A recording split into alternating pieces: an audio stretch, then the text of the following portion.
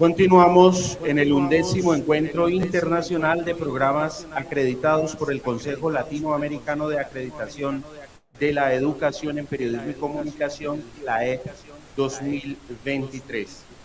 A continuación, la ponencia Escenarios de Futuro para los Medios de Comunicación, cómo prepararlos y trabajar con ellos, a cargo de Mario Tascón, socio director de Prodigioso Volcán, empresa experta en estrategias de comunicación, diseño y arquitectura de la información.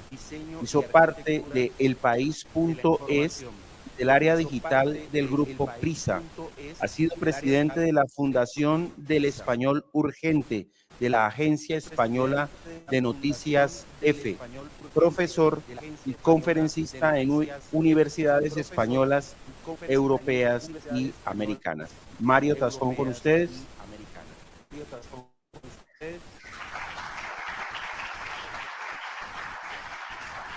Bueno, muchísimas gracias. Bienvenidos todos, todas y todes. Muchísimas gracias. Encantado de estar aquí y gracias por la invitación a la universidad. Y bueno, yo sí que quería, pues eso, lo que ha dicho un poquito en la presentación a la universidad. Quería hablaros un poco de lo que es el diseño de escenarios de futuro, porque hablamos todo el rato sobre lo que puede ser el futuro, nos interesa el futuro, porque hablamos todo el rato sobre lo que puede. ¿Qué necesitas? Aquí ahí. ¿El Stranger dónde está? Espera, a ver. No, ya lo vi. A ver. Bueno, perdonad que estamos haciendo un ajuste porque como se ha ido la luz y ha vuelto, creo que tenemos aquí que ajustar un segundito de nuevo. Ahí estamos.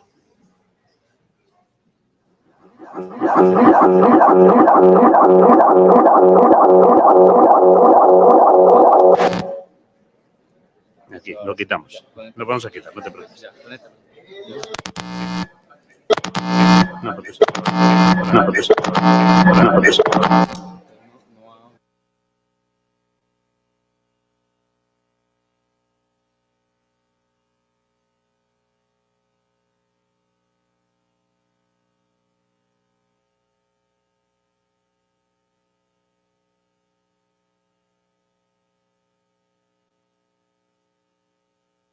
Sí, funciona así, sí. Bueno, disculpas, no hay final bueno si el principio no es bueno, ¿no? O sea, es mejor empezar un poco mal, que así las expectativas de la presentación siempre se aminoran un poco y hablar yo del futuro digital después de este pequeño colapso, pues no parece que tenga mucha credibilidad, mejor, ¿no? Porque así a ver si la cosa va un poquito mejor, ¿no? Bueno, como os decía, me gustaría hablar un poquito del futuro, me gustaría hablar un poco y enseñaros, si puedo, ¿no? O daros algunas pistas de cómo trabajamos lo que dice el título de la ponencia, los escenarios de futuro, no solamente para medios de comunicación, sino para todo. Bueno, la primera pregunta que os haría es, bueno, ¿qué es el futuro, no? ¿Qué es lo que penséis? Bueno, quizás como aquel chiste, ¿no?, de Groucho Marx que dice el futuro me interesa mucho porque es donde voy a pasar el resto de mis días, ¿no? Entonces yo creo que eso es el primer pensamiento. Siempre nos ha fascinado el futuro, a la vez nos aterra. O sea, sabéis que en todas las épocas el apocalipsis incluyendo en esta, es uno de los temas de conversación, es uno de los temas y es el futuro, ¿no? Queremos saber qué es lo que nos va a pasar, qué es lo que va a suceder y la verdad que todo lo que es, todos los asuntos que siempre pensamos en ello, el futuro siempre nos interesa, lógicamente, y nos debe interesar. ¿Por qué? Pues porque, aunque sea un chiste, es allí donde nos vamos a pasar nosotros, nuestras industrias, los periódicos, las televisiones, el TikTok, es donde vamos a pasar el resto de nuestra vida. Bueno, en la predicción era muy importante las personas o los objetos que encontraban señales, ¿no? Este es una reliquia histórica en las minas. Sabéis que se utilizaban pájaros para que detectaran el grisú, para que los peligros que pudiera haber en las galerías, los mineros pudieran salvarse a tiempo, ¿no? Este es un invento de hace ya del siglo XIX para resucitar a esos pájaros, porque eran muy importantes, ¿no? Es una especie de cámara de oxígeno en la que el pájaro, cuando le pasaba algo, lo metían en la cámara porque, claro, era uno de los elementos más importantes. De ellos dependía la vida, ¿no? Entonces, es muy importante el tema de las señales, de cómo averiguar, de cómo mirar hacia el futuro. El castellano, que tiene algunas dificultades actuales, como hemos visto en el tema del inclusivo, pero tiene algunas cosas hermosas, ¿no? Como la cantidad de verbos que describen cómo se puede vislumbrar el futuro. Ahí tenéis en un acercamiento desde lo más lejano, que es cuando vislumbramos, como he dicho, husmeamos, palpamos, oteamos, hasta lo más cercano, que es cuando aquello que ya hemos visto lo vamos introduciendo en nuestro sistema de conocimiento, en nuestro cerebro, y ya pues estamos en inquirir, en desentrañar, en deducir, en hacer hipótesis, ¿no? Este es un poquito todo el campo que nos da, una parte, no todo, del campo que nos da el lenguaje para intentar entender entre aquello que simplemente a lo lejos asomamos a ver, ¿no? A lo que ya podemos comprender, ¿no? La prospectiva es el conjunto de análisis y estudios que se realizan con el fin de explorar y predecir el futuro. Sé que en castellano también suena un poco mal lo de predecir el futuro, parece que vamos a ser unos echadores de cartas, unos cartomantes, ¿no? Unos astrólogos, pero de alguna manera es importante intentar entenderlo y la prospectiva es la materia que agrupa esto.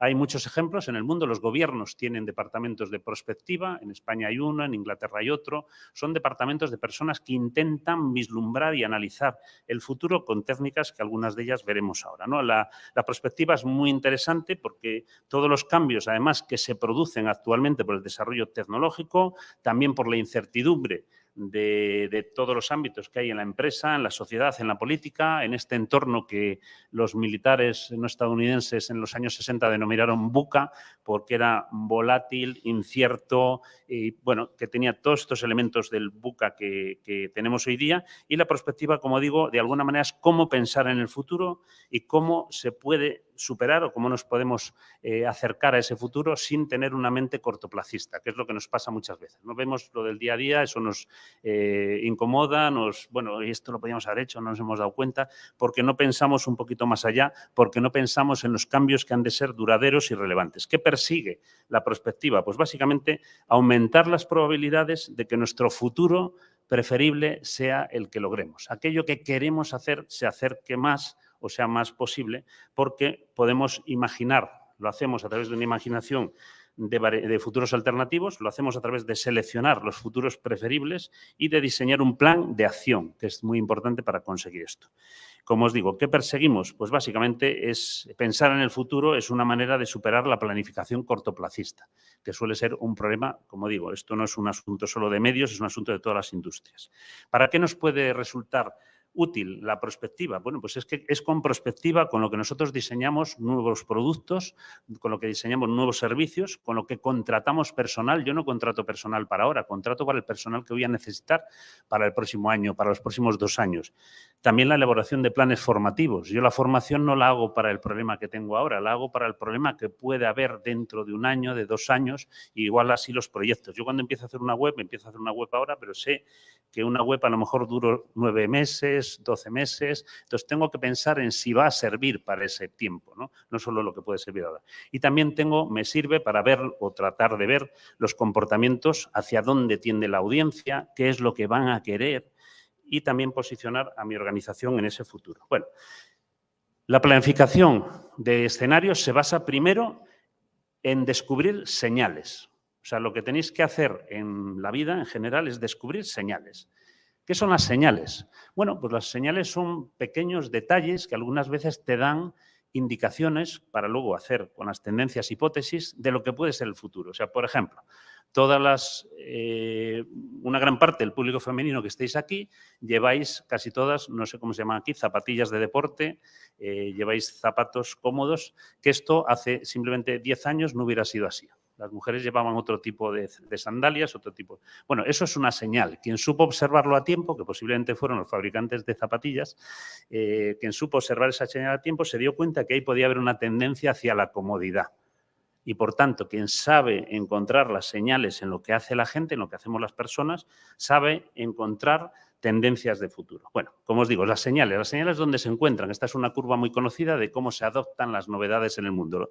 Hay un grupo primero que son los innovadores, muy pequeñito, luego están los primeros que adoptan este asunto, luego ya la mayoría y luego ya pues los que van con más retraso en la adopción, por ejemplo, de una moda, ¿no? O de una innovación, o del iPhone, o de cualquier innovación en general. Bueno, las señales normalmente donde mejor se encuentran, pero es difícil porque son pocos, es ahí en la primera parte. Es en cómo localizamos a esos que van por delante de los demás. ¿Qué están haciendo? ¿Qué consumen? ¿Qué piensan? ¿Qué ven? ¿Cómo se comportan? Y de ahí, de esas señales, si sabemos hacerlo, nos entramos en el mundo de las tendencias. Las tendencias son cambios sobre el que se suman cada vez más elementos. O sea, cuando hay una tendencia es como una corriente en la que a esa base se van sumando elementos, detalles. Las tendencias las podéis ver en muchos sitios con un poco de atención.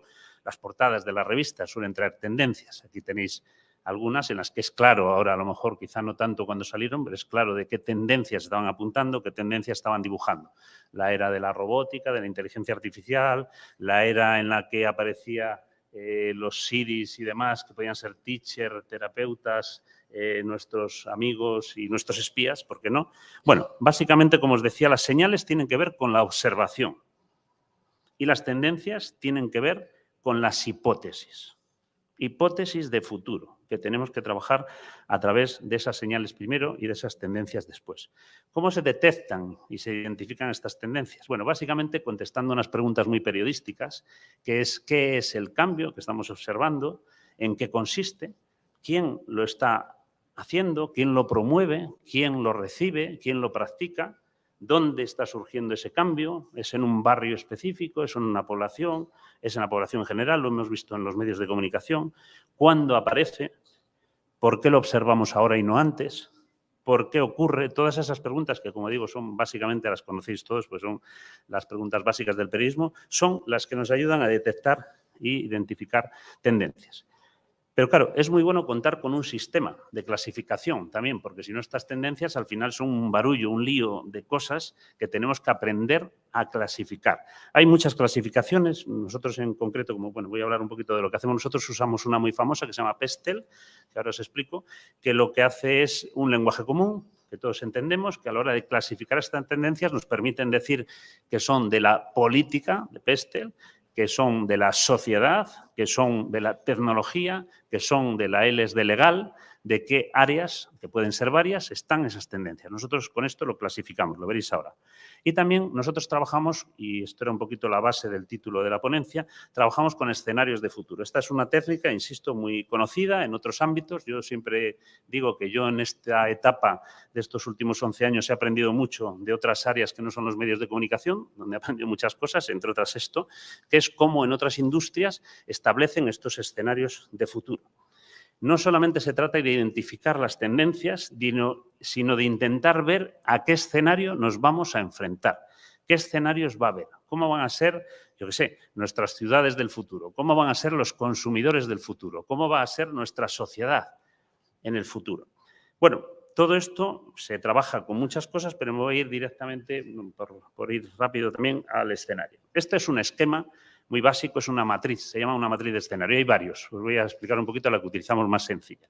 Básicamente, en esta matriz que veis ahí, se trata de colocar dos incertidumbres grandes, dos cosas que no sabes cómo van a evolucionar y pero que sí sabes que son momentos o tendencias con una incertidumbre muy grande. Os lo voy a explicar, por ejemplo, con el COVID. Cuando arranca el COVID, se hace una matriz de escenarios y dices, vamos a ver, lo que puede pasar es que las olas del COVID sean repetidas. Y eso lo coloco en esa incertidumbre verde que veis ahí, la 2, ¿no? Si son muy repetidas, quedan aquí, si son más espaciadas, allá. Y en el eje vertical pongo la gravedad del contagio, la posibilidad de gravedad del contagio. Dos incertidumbres grandes, pero que me parece que son los dos ejes en los que puedo moverme. A partir de ahí, selecciono tendencias que pueden afectar a cada uno de esos cuadrantes. Busco tendencias, o las tengo, y digo, vamos a ver, esta puede afectar mucho aquí, porque, por ejemplo, la capacidad regulatoria de los gobiernos o la capacidad legislativa rápida de los gobiernos. Puede afectar mucho, especialmente a este escenario. Hay veces que algunas tendencias afectan, lógicamente, a los dos. Bueno, y con esto voy construyendo esto. Yo tengo, por ejemplo, un escenario 1, que sería el peor, que sería el confinamiento generalizado y paralización de la actividad, porque sé que el contagio es muy fuerte y las olas son muy seguidas, como os he dicho antes. Son las dos incertidumbres que manejo. A la derecha tengo un escenario 2, en el que tengo unas olas más separadas, pero con contagios fuertes y, por tanto, estoy en un modelo de confinamiento localizado y paralización asimétrica de las actividades de la sociedad en la que estemos haciendo esto. Un escenario 3, que básicamente es una activación parcial y asimétrica de las actividades, y un escenario 4, que es una activación generalizada de la actividad. Estamos ahora mismo, como habéis podido decir rápidamente, moviéndonos hacia el escenario 4, claro, pero hemos estado en el 1, en el 2 y en el 3. O sea, esto es una brújula cambiante, pero que conviene tener delante porque depende qué cosas hagas, depende del escenario, pero puedes hacer un tipo de cosas u otras. Bien, aquí tenéis básicamente el escenario preferible, lógicamente era que cuanto antes pues estuviéramos ya con una actividad normal, ¿no? Este era el preferible, pero había un escenario muy probable al principio, de hecho tan probable como que existió, que es el de que estuviéramos todos encerrados. Había uno creíble, que era el segundo, en el que había un confinamiento localizable y demás, y había otro posible también, que era el tercero, ¿no? Estos son 4 escenarios donde, por ejemplo, por poneros un ejemplo de la aplicación de estos escenarios en el COVID, y aquí los tenéis también con los títulos, que ahora veremos también. ¿Por qué son importantes los títulos? Porque los títulos generan las narrativas de futuro. A la gente tenemos que saber contarles bien las cosas. O sea, yo a la gente no le cuento lo de las incertidumbres y no sé qué, tal. No, yo lo hago con narrativas, con relatos. O sea, el escenario 1 era tenemos que frenar el virus. El escenario 2 es tenemos que modular el virus. El 3 es tenemos que gestionar el virus. Y el 4, pues lo que nos va a tocar en los próximos años, tenemos que convivir con el virus, ¿no? Esto ya son narrativas. Si os fijáis, son un poco como los titulares de los escenarios a través de los cuales yo empiezo a desarrollar políticas, empiezo a desarrollar productos, etcétera, etcétera. Bueno, los escenarios, como digo, son narrativas de los posibles futuros alternativos, siempre en plural. Esta es una ficha, no me voy a detener mucho con ella, pero es una ficha de cada uno de los escenarios, tiene una ficha como esta que desarrollamos. Imaginaros cualquiera de los 4 que habéis visto, pues tendría ahí donde pone escenario X, frenar el virus. Ese es el escenario. Vale. ¿Qué hacemos? Miramos los actores que hay en ese escenario, miramos las tendencias y contratendencias, miramos cuál es el reto de ese escenario, analizamos también la cultura y los valores que determinan el comportamiento y las decisiones de las personas en ese escenario, el contexto, la tecnología, que es muy importante, y el ambiente y las atmósferas alrededor de estos escenarios. De esto, de cada escenario, nosotros preparamos una ficha parecida a este esquema que estáis viendo. Bueno, con todo este invento de señales, prototipos, macrotendencias, tendencias y escenarios, básicamente intentamos anticipar los futuros, ¿no? Yo no lo diría en singular, sino en plural, los futuros. Y lo hacemos, como os he dicho, a través de los relatos, porque nos parecen muy importantes, esta sí es muy periodística, ¿no? Hacerlo a través de los relatos y, por supuesto, trabajar con esos imaginarios, ¿no? Con esos mundos que todavía nos imaginamos porque no los estamos tocando, pero están ya ahí, están próximos. Bueno, ¿cómo lo hacemos? Pues básicamente se puede analizar muy bien el corto, es fácil, porque eso está ahí, pero lo difícil es imaginar ese largo. ¿Cuál es ese punto de vista que nos va a ayudar? Bueno, lo primero, ya lo he dicho, se trata de, lo primero que tenemos que hacer es observar, a continuación comprender, o sea, asumir lo que estamos observando, traducirlo a hipótesis, explicar, intentar explicar. Quien no sabe explicar lo que está estudiando, lo que está aprendiendo, realmente no sabe lo que está sucediendo. Y sobre esto ya actuamos. Este es el esquema. Pero además es importante las tendencias, relacionarlas entre sí y tenerlas contextualizadas. Se hacen, os lo he dicho, esas narrativas de investigar, son narrativas para la investigación. Depende de qué narrativa, las investigaciones son súper importantes, las vamos a dirigir en un sentido o en otro. O sea, yo llevo años oyendo equivocadamente en mi país a hablar a la Real Academia Española. Bueno, hay otras cosas en las que está equivocada, que me imagino que seréis muy sensibles a ellas, pero vamos, hay en una en particular que está hablando de que la inteligencia artificial debe de pensar en español. Pensar en español, aparte de un relato, es una metáfora. Las inteligencias artificiales no piensan. Las inteligencias artificiales procesan. Las inteligencias artificiales pueden incluso hablar, pero no piensan. O desde luego no piensan en el sentido que tenemos el verbo o utilizamos el verbo los seres humanos. Pero es una narrativa muy peligrosa, porque si vosotros creéis que las inteligencias humanas piensan, incluso vuestras líneas de investigación irán trabajando pensando que las inteligencias piensan, que las inteligencias artificiales piensan. La narrativa es muy importante porque determina los caminos. Básicamente, este es un esquema que recogí de internet que me gustó, de esos datos y de esa información, con ese análisis, ya sabéis que se analiza el entorno, nos sensibilizamos, las percepciones, las previsiones y hay que construir el storytelling, alguien tiene que hacer ese gato de todo eso, que ya lo hemos ordenado, lo hemos extraído, pero el gato sale del storytelling. Bueno, nosotros utilizamos una herramienta que por, mala suerte, mala suerte digo para mí, pues pensaba que la tuviéramos acabada en la nueva actualización, la tendremos el día 11, que se llama Exploratorium, pero os enseño un poquito lo que es. Exploratorium es una de las herramientas que utilizamos en todo esto. Es un informe de tendencias anual, bueno, en realidad es una plataforma que se actualiza continuamente a día de hoy. Esta fue cuando arrancamos en 2020, que fijaros, en el 2020 se presentó en enero de 2020 y se llamaba Lo Imprevisible. Creo que no estuvo desacertado, ¿no?, quien le puso el nombre. Es verdad que ya habíamos visto algo en China y demás, pero bueno, sospecho que no éramos del todo conscientes de la cantidad, de lo grande que iba a ser todo aquello. Bueno, como digo, la del 2020, tenemos la del 2021, que fue un ejercicio de observación y de inmersión, y la de 2022 y 2023, que es un ejercicio distinto. Esto es una plataforma online, la podéis encontrar si buscáis Prodigious Volcán Exploratorium, y como os digo, el día 11, o sea, la semana que viene, se presenta justamente una actualización bastante grande que estamos haciendo ahora. Os voy a explicar en qué consiste. Exploratorium es, pues de alguna manera una recopilación online de tendencias que el año pasado pues la hicimos en homenaje al telescopio James Webb, porque pensábamos que era una buena idea de telescopio. El telescopio James Webb no solo ve más, sino que ve mejor, porque se lanzó fuera de la atmósfera y nos permitía ver las cosas de una manera mucho más precisa, muchísimo más clara, porque estaba sin la distorsión, ¿no?, que le puede provocar a la óptica.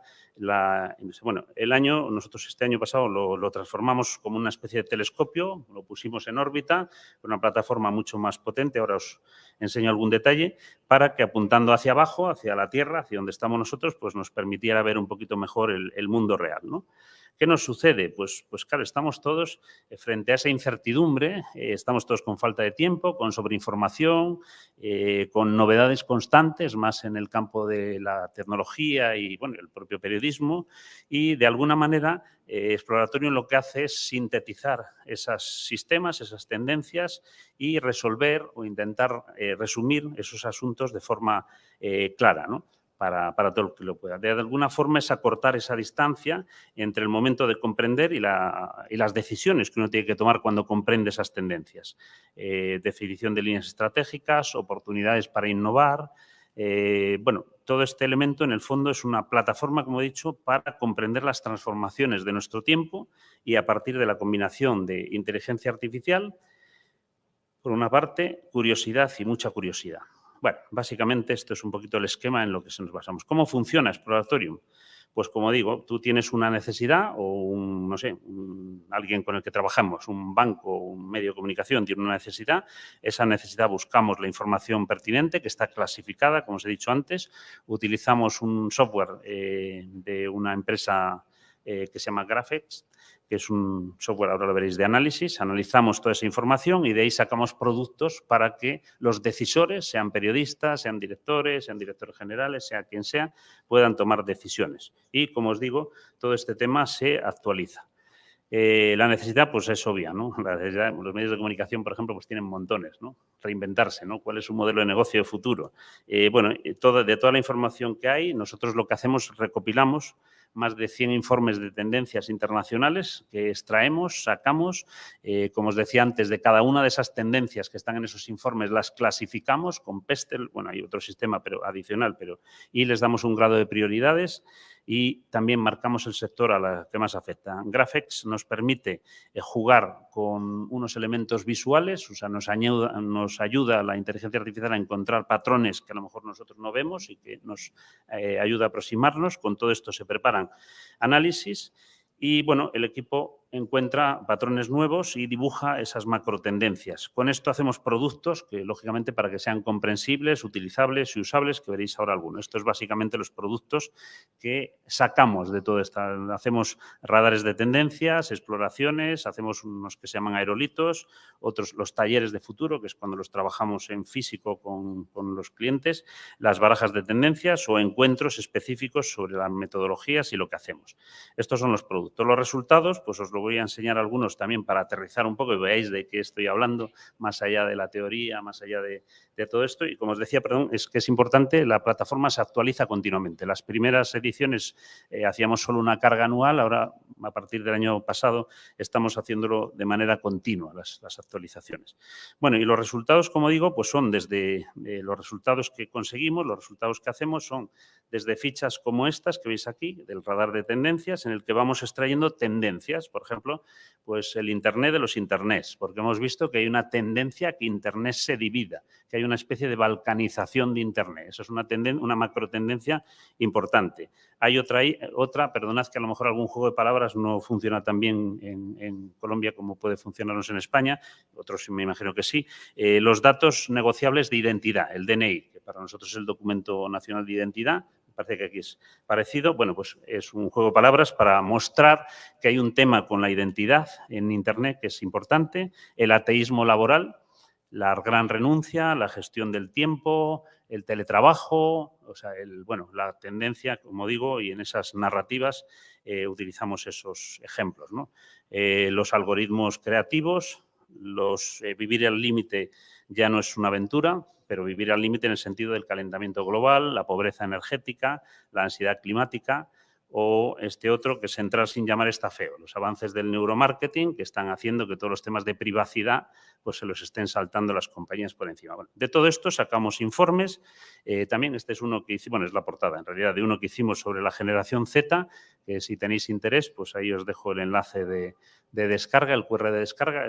Este ya es un informe que podéis bajar y podéis imprimir está hecho en España, pero bueno, puede tener interés o, como os digo, sobre la generación Z y lo que hace la generación Z, cómo vive, cómo ama, cómo consume, qué es lo que hace. Estos son ejemplos de aerolitos, los hacemos también con una edición especial digital, ¿no? Estos no tienen reflejo físico y son también más puntuales, ¿no? Un mundo en el que vamos, en el que no va a haber las cookies en los sistemas de los ordenadores, ¿qué significa? El puzzle del teletrabajo híbrido.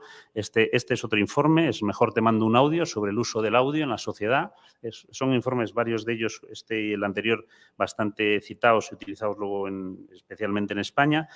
Hay informes muy anticipadores, como este otro, que es la inteligencia artificial y el lenguaje natural, que tienen que ver, o este otro, que este sí supongo que lo podéis conocer algunos de vosotros, porque se lanzó con la Fundación Gabo y se está actualizando continuamente, que es el de inteligencia artificial para periodistas, que es uno, bueno, la verdad que tiene miles de descargas, ¿no?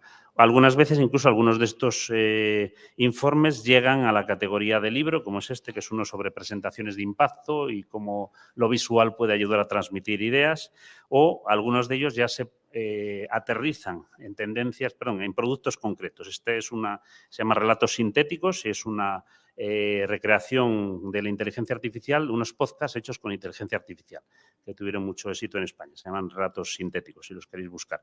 También algunas veces, algunas de estas tendencias las reflejamos en las redes sociales con, ahí veis algunos ejemplos, en este caso, de explicaciones sobre las curvas del COVID o lo que había que hacer con ello, o estos otros que son de aplicación interna. Nosotros ya hace tiempo vimos que la gente más joven estaban en Instagram y nosotros mismos para probamos estos juegos volcánicos, que son juegos con los que los empleados de Prodigioso Volcán juegan, pero a la vez es un sistema para aprender a manejar bien Instagram, los filtros, etcétera, etcétera. Ahí tenéis, esto es con lo que se echan partidas bastante divertidas y los equipos de Prodigioso Volcán se pelean unos con otros para ver quién gana. O, en este caso, que no lo vais a oír, pero también cuando hacemos TikTok, por ejemplo, pues nuestra gente pues hace pruebas de TikTok con lo que quieren. O sea, nuestros sistemas de comunicación son nuestro I+D y entonces muchas de esas tendencias que os he contado antes las vamos aterrizando en estas cosas que veis aquí.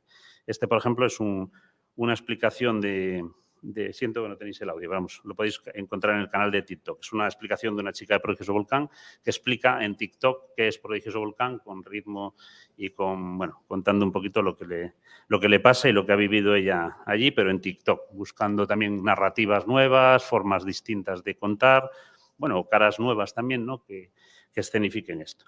Bueno, las tendencias evolucionan, lógicamente, y las tendencias, pues esto es un poquito la tripa para que lo veáis, de los sistemas que tenemos, vamos viendo cómo las tendencias van pasando de unas categorías a otras, se van moviendo, Bueno, esto es un poquito la tripa del sistema de Exploratorium, que simplemente veis, bueno, no veis porque lo veis de lejos, pero está un poquito indicado lo que están haciendo a lo largo del tiempo las tendencias, cómo se mueven de una categoría a otra y básicamente, por ir acabando y por dejar un poquito de espacio, y perdonad que quizá he ido un poquito rápido, pero no quería dejar oportunidad de que pudierais, bueno, esto es un poquito el resumen, ¿no? Enfocarnos en el futuro es trabajar esas cosas del largo plazo que no se suelen hacer, que no se suelen trabajar, en las que tantos errores se cometen por no hacerlo, en el que, como os he dicho antes, las industrias de los medios, yo siempre les recomiendo que copien las cosas buenas que hacen otras industrias. Esta es una de ellas, No siempre se acierta, pero cuando en el futuro uno es capaz de, por lo menos, plantear los escenarios, puede desenvolverse a ellos de manera mejor. Y bueno, pues con todo esto lo que planteamos es conectar esas tendencias, investigar los consensos o no consensos que voy a hacer frente a ellas, trabajar ahora cosas como lo sostenible, por supuesto lo digital, lo innovador y trabajar esos sistemas, pero también para quienes no o les asuste o les pueda parecer que esto es muy complejo, pues os voy a dar un consejo también muy sencillo, ¿no? para también hacer tendencias y hacer escenarios de futuro. Bueno, para empezar, como digo, es pensar en el futuro, nos ayuda a poner en perspectiva el presente, ¿no? Entonces, nosotros, otro sistema que tenemos y que utilizamos, esta es una librería pequeñita que tenemos en un pueblecito de España que tiene 70.000 habitantes, que se llama El Libro Imposible. Y diréis, bueno, y ahora después de todo esto que nos ha contado de inteligencia artificial, no sé, saca una librería de un pueblo, ¿no?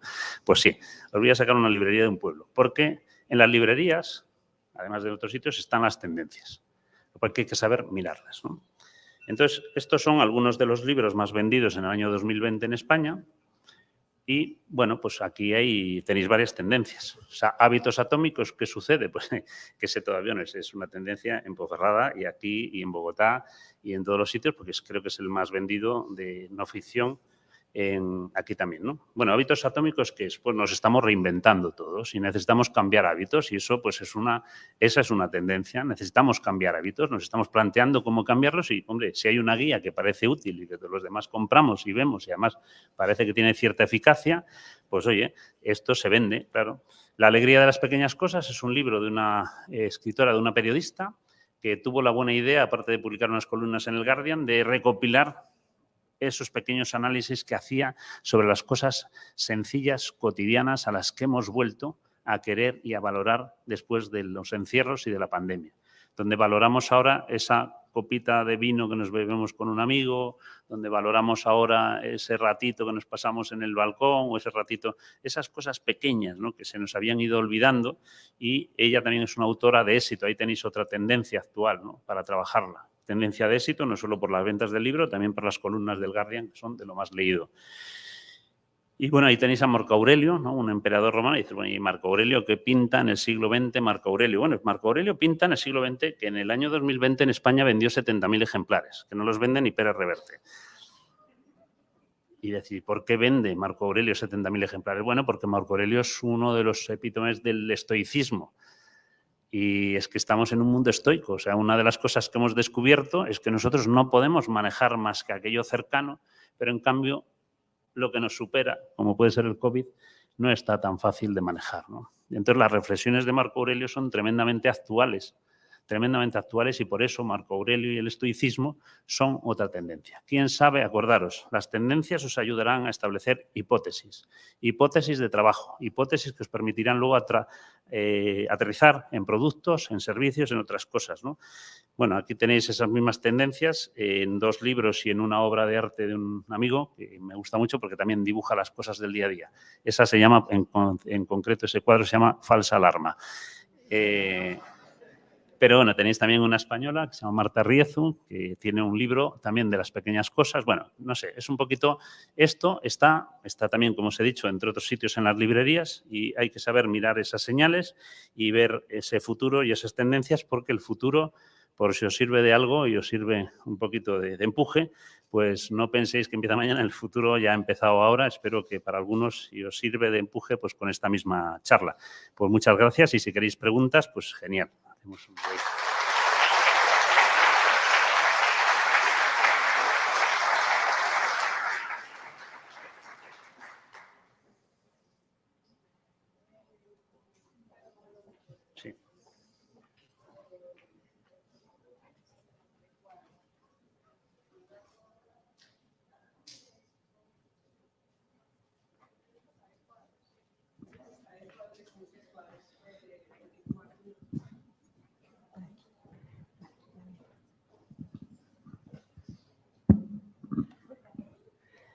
Bueno, Mario, muchas gracias. Te quería hacer una pregunta. ¿Cómo se hace para aplicar estas matrices, esta propuesta, según el contexto de cada región o de cada país? Porque eso debe hacer que esa matriz cambie o esa propuesta cambie, ¿no es cierto? Sí. Porque, digamos, hay países con más incertidumbre, otros más flexibles, etcétera. Sí, bueno, sí, totalmente.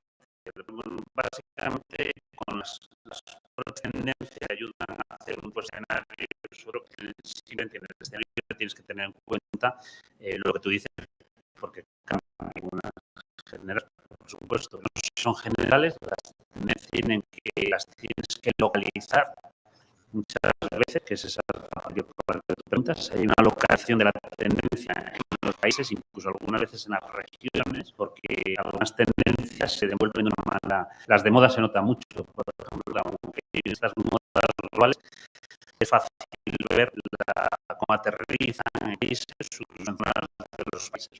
En la moda es más fácil verlo. También,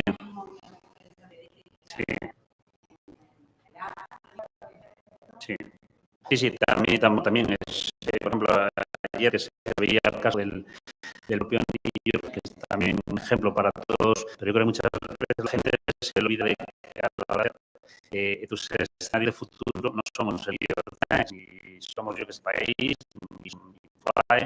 entonces tienes que tener ajustados esos elementos, ¿no? Porque no puedes, o sea, te equivocarías si piensas que es simplemente, no, es que yo me precio porque somos un periódico, los dos, pero no, incluso soy un periódico global, porque yo lo hago, bueno, que no es lo mismo el español que el inglés, o que el inglés, que es una lengua que ha devenido universal, que entienden incluso los que hablan español, ¿no?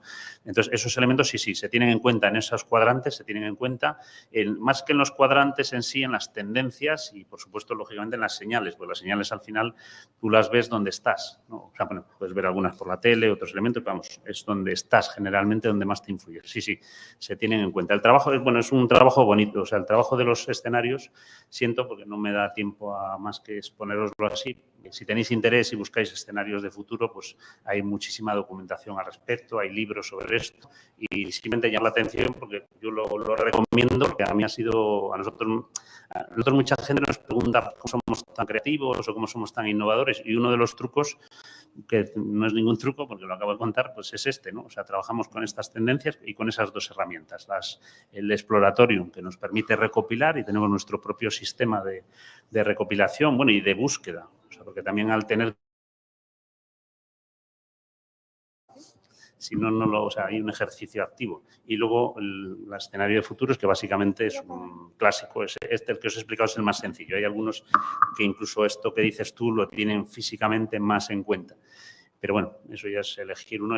Bueno, o sea, yo soy bastante amigo de lo más sencillo, siempre. Y que es muy sencillo, que tiene 4, es bastante eficiente. En el COVID, de hecho, esto que habéis visto es un ejercicio real. O sea, vamos, os he hecho la simplificación, pero este ejercicio a nosotros y a muchas empresas españolas nos vino muy bien en el COVID. Pues nosotros esto lo lanzamos al principio, entonces tú ya no vas sin cabeza, digamos, asustados como todos. Pero digamos que íbamos, bueno, con unos ciertos parámetros que te permiten primero ver. Yo recuerdo incluso el R1, por ejemplo, que, bueno, ahora todos sabemos lo que es R1, pero de aquella, cuando salió el escenario, una cosa que teníamos que explicar, que era el índice de contagio, la gente no lo sabíamos, ¿no? Pero luego te ayuda, yo creo que es una buena brújula. Muy buenos días. Pues yo tengo 2 preguntas. La primera sería, ¿cómo podemos aplicar esta prospectiva al escenario de la academia? Porque muchas veces nos ocurre a todos como estudiantes que estamos terminando la carrera y luego vamos a realizar un posgrado y nos damos cuenta que probablemente aquello que vimos en la carrera no es que ya no sea válido, sino que por la cantidad de burocracia que hay en la actualización de los pensums, pues quizá podría estar un poco más actualizado, ¿no?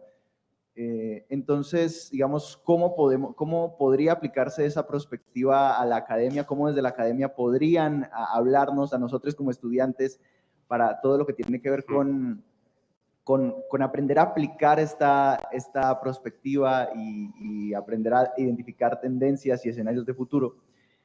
Y la segunda tiene que ver con un concepto que escuché hace poco, a propósito del tema de la inteligencia artificial, y es el tema de que viene mucho de los agujeros negros, que es el tema de la singularidad, ¿no? Que es estar en un punto en donde identificar tendencias, pues es un poco complejo. Creo que ocurrió con el COVID y ahora mismo con la inteligencia artificial también está pasando, que es la singularidad, que es estar aquí, pero no saber qué tan posible, o sea, sí identificar tendencias, pero no poder conocer qué tan posible es una u otra. Entonces, ¿cómo lidiar con esas singularidades, ya que pues tienen en Prodigioso Volcán la experiencia del COVID y pues en este momento nos encontramos en otra singularidad con el tema de la inteligencia artificial? Bueno, lo primero, con relación a la academia, yo creo que hay muchísimas aplicaciones, porque la academia, como toda industria, tiene muchas incertidumbres y, por tanto, la propia de la inteligencia artificial, que está en tu segunda pregunta, es una. O sea, yo podía hacer un mapa o un escenario futuro que una de las incertidumbres, imaginemos, voy desde la inteligencia artificial no nos va a afectar para nada, la inteligencia artificial va a sustituir a los profesores, por ejemplo, con perdón. Entonces, ahí tenéis ya un eje que podéis trabajar, ¿no? Podemos buscar otro que sea un segundo eje y ya a partir de ahí tenéis 4 escenarios que uno puede ya empezar a planificar y ver qué sucede en este caso, qué sucede en este, qué podemos hacer, porque no se trata solo de saber qué sucede, sino saber cómo actuar. O sea, ¿qué hay que hacer? Tenemos que elaborar nuevas maneras. Por ejemplo, pues yo creo que los modelos educativos van a variar claramente. En cualquiera de los 4 escenarios, un modelo educativo, estoy casi seguro que va a variar. En los propios, no solamente por lo que, bueno, de alguna manera está la gente haciendo sin hacer escenarios, estamos todo el mundo haciendo prospectiva, ¿no? Porque ayer mismo yo estuve en una de las charlas que era sobre cómo va a afectar la inteligencia artificial a los alumnos, ¿no? Más centrada en si copiamos o no copiamos y cómo copiamos y demás, que me imagino que es lo más inquieta o una de las cosas que más puede inquietar al evaluador, pero bueno, no dejan de ser, bueno, pues sin estructura, pero estamos trabajando en esos escenarios, ¿no? Trabajar los escenarios para la academia yo lo recomendaría, porque es la manera que tú tienes de planificar, y además lo habéis dicho todos, se ha dicho aquí seguro en otras ponencias, está evolucionando de una manera muy rápida todo. Y eso hay que tenerlo también en cuenta, como digo, el propio modelo educativo general, ¿no? Y luego, con relación a lo segundo, la singularidad, yo esto no me atrevo a predecirlo, porque esto, por supuesto, que es un poquito, se mezcla entre el miedo, ¿no?, a que un día tengamos a Terminator por ahí acabando con estos seres humanos, pero yo creo que la singularidad es otro concepto, es la posibilidad de que las inteligencias artificiales adquieran conciencia. Yo creo que todavía de ese punto estamos algo más lejos de lo que puede parecer las últimas inteligencias artificiales, que son muy fascinantes, son casi mágicas, dan resultados muy sorprendentes, pero no os olvidéis que os lo he dicho antes, no piensan. O sea, es un proceso sorprendente, es un proceso llamativo, mágico, pero que es un proceso estadístico. Y es un proceso muy llamativo, o sea, lo reconozco, sé que es difícil, pero... Yo me refería, quizá no lo especifiqué muy bien, pero la respuesta creo que es valiosa, y era a la enseñanza académica del periodismo, particularmente hablando ya del contexto en el que nos encontramos. Bueno, pues vuelvo un poquito me reafirmo un poquito en lo que te decía. Teniendo en cuenta los cambios, pues tú puedes planificar cómo enseñas el periodismo. O sea, qué cosas, ayer lo ponían, es que ayer justamente un profesor ponía ejemplos de este tipo. O sea, hay elementos de la enseñanza del periodismo, por ejemplo, más históricos, más así, que a lo mejor no son tan necesarios porque eso, el material está accesible. No quiere decir que no aprendamos algunas cuestiones o que haya algunos básicos que tengamos que saber, pero a lo mejor tenemos que dedicar, por ejemplo, un trabajo mayor a utilizar las inteligencias artificiales como asistentes. No digo a que nos sustituyan, pero sí, por ejemplo, la enseñanza, bueno, ahora está muy de moda porque estamos también en el punto álgido de la moda, ¿no? Pero los ingenieros de prompts, pues parece que están teniendo, bueno, mucha demanda. No sé si será por mucho tiempo, poco, posiblemente no mucho, porque el prompt es fácil de hacer y las inteligencias artificiales en la evolución comercial seguramente nos faciliten trabajar. Bueno, el prompt, sabéis, me imagino que sabéis todos, porque ¿cuántos habéis manejado alguna inteligencia artificial, aunque sea gratuita, el ChatGPT o alguna de estas? ¿Cuántos lo habéis probado? Bueno, pues unos cuantos, me imaginaba, ¿no? O sea, no, los profesores no han mirado hacia atrás, tranquilos. Pero bueno, o sea que, bueno, pues esto, ya te digo, sí, tú puedes planificar esto, ves que la mayoría, es que es una, ChatGPT, por ejemplo, me parece que ha conseguido 100 millones de usuarios en un mes.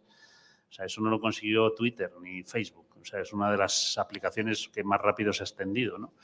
Y además es que todo el mundo le encontramos algún valor. Lo criticamos también, pero bueno, entonces ya te digo, yo creo que es eso. O sea, es darte cuenta, y este es un caso más obvio y relacionado con tu segunda parte de la pregunta, pero se puede hacer con otras cosas.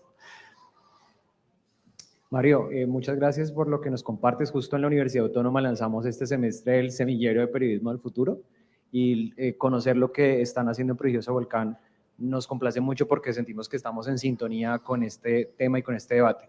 Quería preguntarte, a propósito de las asesorías que dan a diferentes medios de comunicación, ¿cuál es el formato, el medio, la plataforma que tiene por ahora un pronóstico mucho más favorable para hacer periodismo? Bueno, es una pregunta compleja y difícil de contestar porque yo ahora mismo hay algunas cosas de futuro del periodismo que las veo mucho mejor hechas en las tecnológicas o en las empresas que en los periódicos en general. Entonces, yo si me pidieras ejemplos, por ejemplo, de nuevas narrativas, pues te pondría unos cuantos que van desde cosas que está haciendo el BBVA a cosas que está haciendo Sura, a cosas que están haciendo compañías, en nuevas narrativas. No me meto en que sean periodismo o no, me refiero a la pura narrativa, por ejemplo, pero están haciendo cosas muchísimo más llamativas.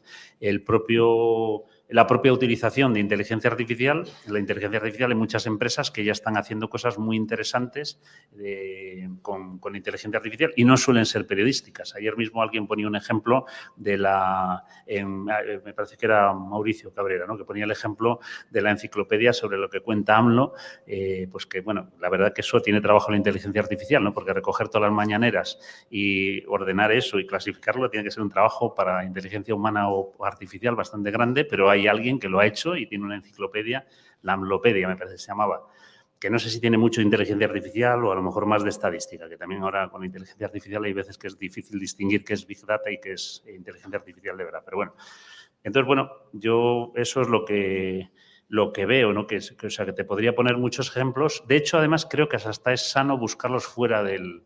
Los periodistas solo encuentran ejemplos en el New York Times. O sea, tú no hay manera de que... No sé si es porque los demás no hacen nada o porque... Pero, bueno, y el New York Times los tiene buenos ejemplos. He dicho, vaya por delante, yo también los utilizo, pero creo que hay mejores ejemplos de muchas cosas en otros lugares. El propio periodismo de servicios, que ahora está de moda y todo esto, pues es que hace mucho tiempo que las empresas hacen un equivalente a periodismo de servicios que algunas veces está muy bien. O sea, desde la propia guía Michelin, que no nos olvidemos que son unos señores que hacen neumáticos, que nos recomiendan dónde comer, que no está nada mal y tienen prestigio a pesar de ser vendedores de neumáticos y hacen contenido. Y es un contenido de calidad y es un contenido que la gente de servicio, que la gente utiliza, ¿no? Digo, por poner una obviedad, ¿no? Entonces, yo creo que yo miraría en muchos sitios. El propio Google, por ejemplo, hay unas píldoras educativas de Google que son fantásticas. A mí me hubiera encantado copiarlas si yo tuviera un medio. En la parte del medio no nos olvidemos que es también, no solo es información, es educación. Los medios han podido ser. Ayer hablaba Mauricio también del entretenimiento, ¿no? Que ese ya ni hablamos, ¿no? Del entretenimiento, que está abandonado. Y fíjate, en cambio, como el New York Times lo tiene y, de hecho, es una de las partes que más acceden. O sea, me recuerdo que recordar el 20%, me parece, de los accesos. No recuerdo, es público el dato. De los accesos del New York Times se da a sus sistemas de crucigramas. Compraron hace nada una aplicación que había tenido mucho éxito en Twitter de juegos. O sea, el juego siempre ha estado también en el paquete, digamos, de un periódico. Pero, en cambio, salvo el New York Times, pues casi todos los ejemplos los tendrías que buscar en otras industrias.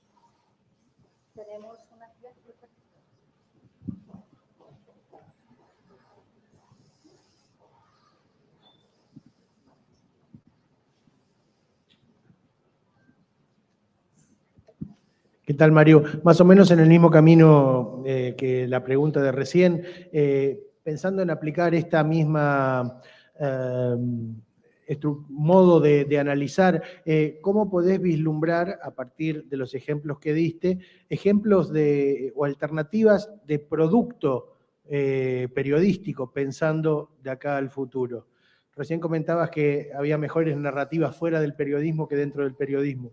Digo, por ahí, ¿qué tenemos que aprender los periodistas o cómo tenemos que pensar esos productos del futuro a partir de estas pistas que nos diste? Bueno, de varias maneras, ¿no? O sea, por ejemplo, una que también se hablaba ayer y que yo de alguna manera he insinuado es en el cambio de perfiles profesionales.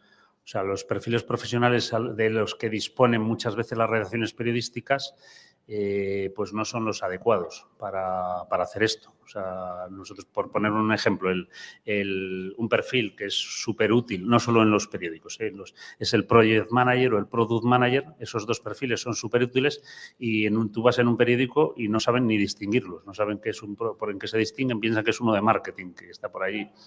Y eso hoy día es muy importante y distinguirlo también. Y los dos perfiles son perfiles, por ejemplo, muy demandados y desde luego sospecho que aquí también los buenos son muy bien pagados. O sea, que son perfiles periodísticos, están en las redacciones, hacen producto periodístico digital, pero hacen producto periodístico. Entonces, yo una cosa sobre la que llamaría la atención es sobre la incorporación. O sea, ya me imagino que ya el asunto de meter a los desarrolladores en la redacción ya lo aprobamos cuando el New York Times lo subió, pero bueno, pues si quizá hay otros de ese tipo.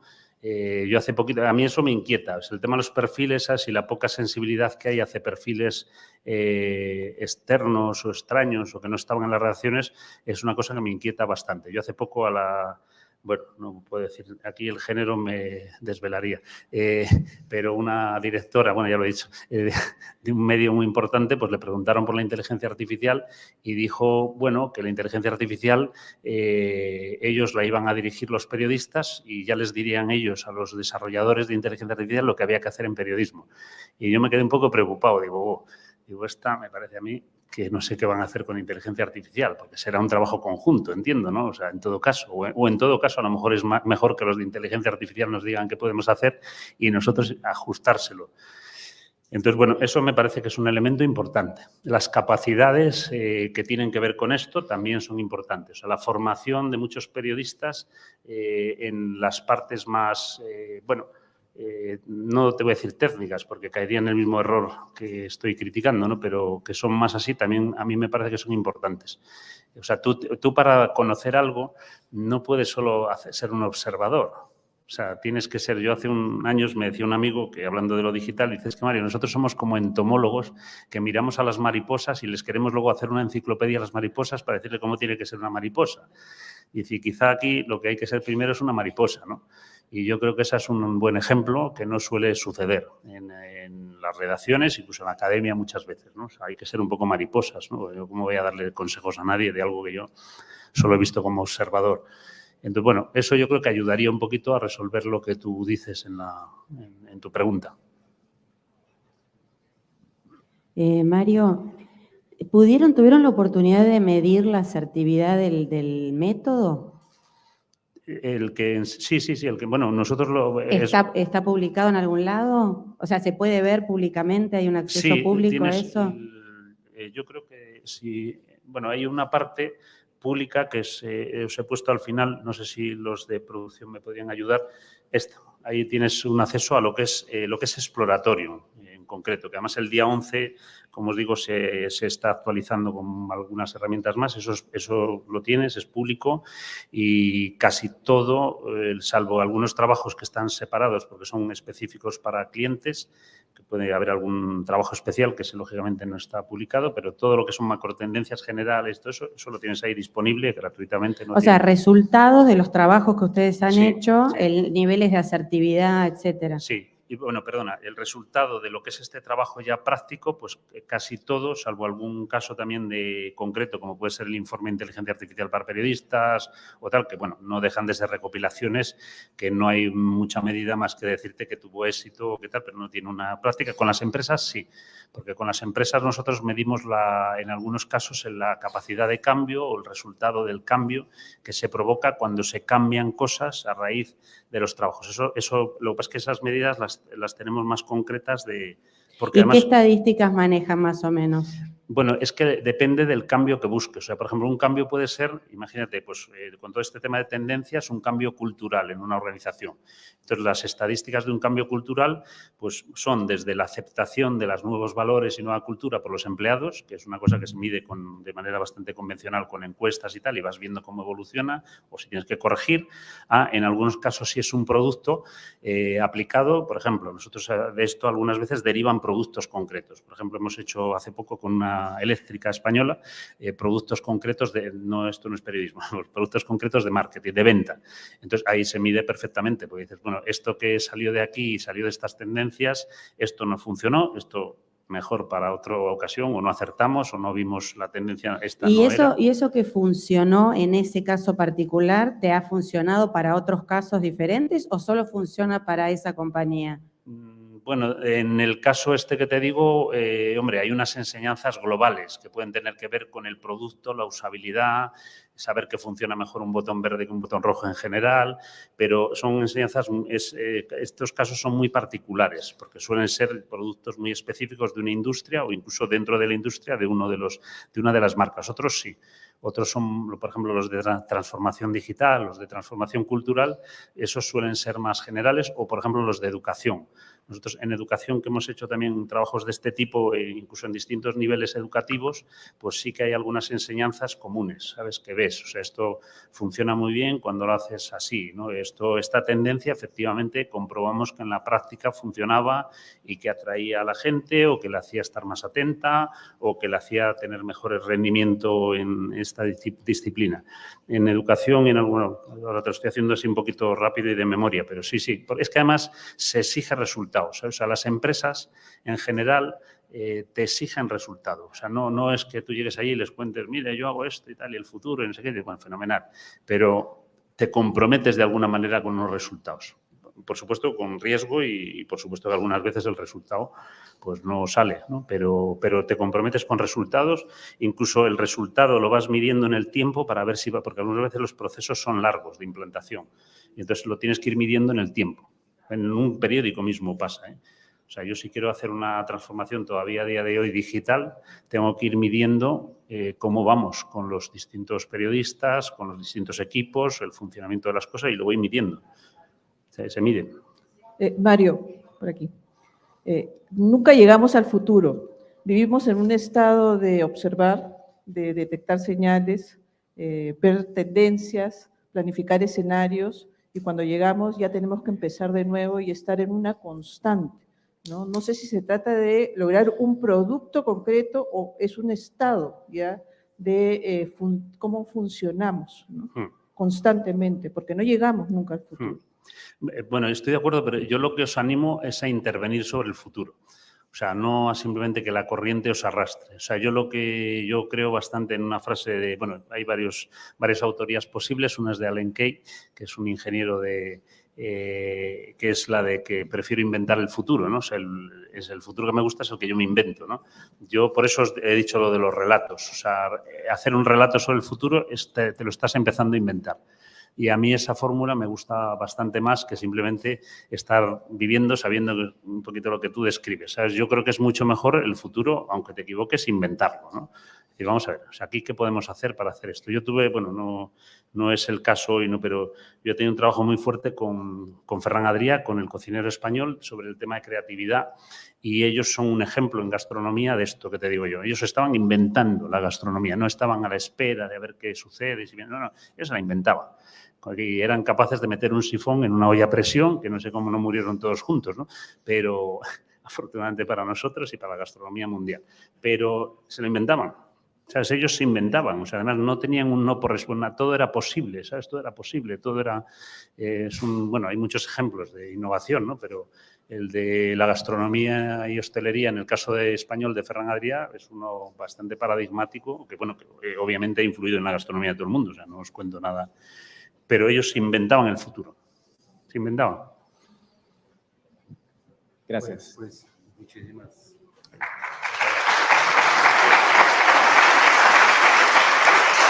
Muchísimas gracias a Mario Tascón.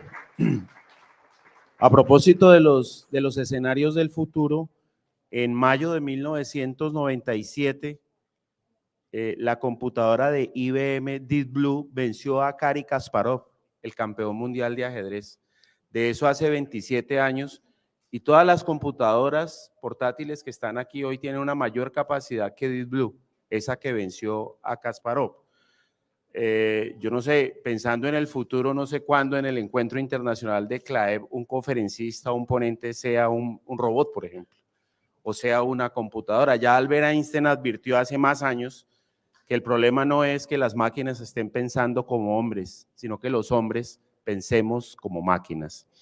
Cerramos este capítulo y vamos en la tarde con las ponencias que vienen de varias universidades y también a las 3 de la tarde en este mismo lugar estaríamos con la conferencia Media Lab Wow, Ecosistema de Medios Digitales y Noticiero 90 Minutos, a cargo de Erika Barbosa, directora del Programa de Comunicación Social Periodismo de la UAO, y Luis Fernando Ronderos, director del Centro de Producción de Medios Audiovisuales de la Universidad. Feliz almuerzo.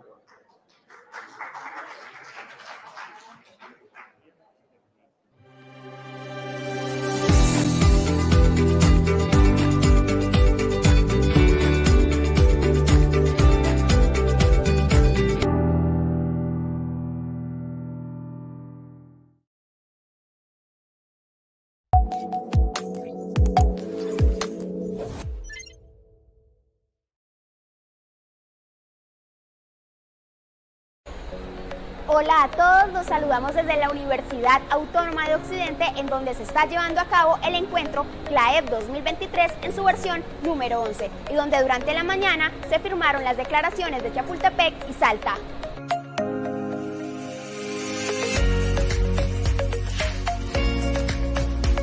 Este año se firmaron por quinta vez en Colombia y la primera vez en Cali. A continuación te mostraremos cómo se vivieron las firmas de estas declaraciones.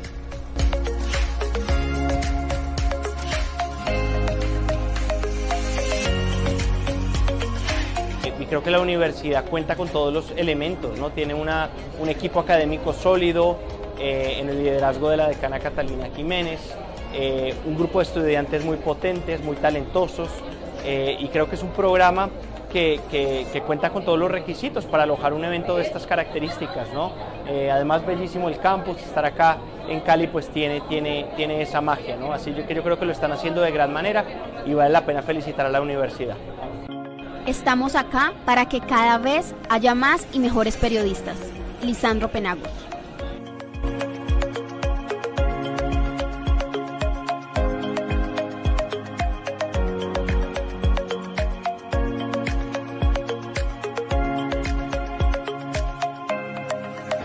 ¿Sabías que al culminar el CLAEP se escribe un libro que recoge las 16 ponencias de este evento? Si todo sale bien, y esto es una primicia, podremos lanzar el libro en México en la próxima Asamblea de la Sociedad Interamericana de Prensa, en noviembre. En la jornada de la tarde también se presentaron diferentes ponencias como Twitch versus TikTok en la lucha por la atención de las audiencias del periodismo, por Andrés Camilo Osorio Sánchez. Innovaciones tecnológicas en la producción periodística, explorando los AI prompters como una solución viable, por Beatriz Lor Ávila. Periodismo y comunicación para la comprensión de problemas globales, una propuesta en discusión, por Jorge Mauricio Escobar Sarria. Sostenibilidad y discursos sobre la alimentación en los medios de comunicación colombianos, por Solón Calero Cruz. La rueda del hámster, puntos ciegos sobre la innovación en contenidos periodísticos, por Diego García Ramírez. Y para el cierre de la jornada se presentó Mauricio Cabrera, quien habló sobre la era de los superperiodistas haciendo equipo con la inteligencia artificial. El superperiodista del que les hablaba, el verdadero Clark Kent, es ese que no solo informa, sino que conversa, que explica, que orienta, que educa, que entretiene y que además lo hace tanto con otros creadores como con la audiencia, como con la inteligencia artificial. Así se vivió la apertura de este gran evento internacional. En la UAO estamos comprometidos con la libertad de prensa.